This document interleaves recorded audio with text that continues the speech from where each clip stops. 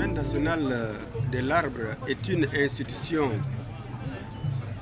que les plus hautes autorités ont prise depuis 1972 en prévision de l'avancement assez cruel du désert. L'édition de la Semaine nationale de l'arbre a été décentralisée. Les raisons qui ont poussé les plus hautes autorités, en l'occurrence le maréchal Mohamed Idriss Déby Itno, à délocaliser le lancement de la Semaine nationale de l'arbre n'est pas fortuit. La province de Mao est menacée par l'avancée du désert et surtout par l'érosion fluviale et les ravins qui sont en train vraiment de détruire une bonne partie de cette ville historique.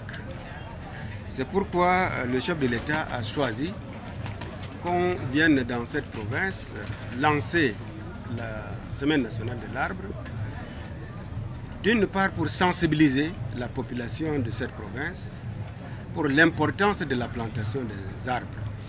Nous venons de mettre en terre les arbres et il faut aussi se dire que les arbres ont une grande importance et non seulement ils sont importants, mais ils produisent à l'être humain une vie. En filtrant par exemple l'air, en réduisant la pollution atmosphérique, en libérant l'oxygène et en absorbant le gaz carbonique.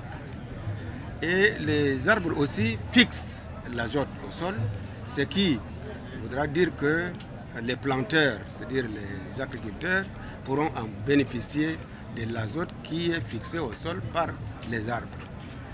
Et non seulement les arbres fixent l'azote au sol, mais les arbres sont aussi un facteur de la biodiversité, un facteur de création de microclimats. Par le système de l'évapotranspiration, les arbres créent des microclimats et qui font en sorte qu'il y ait des précipitations, c'est-à-dire des pluies, là où nous avons les arbres.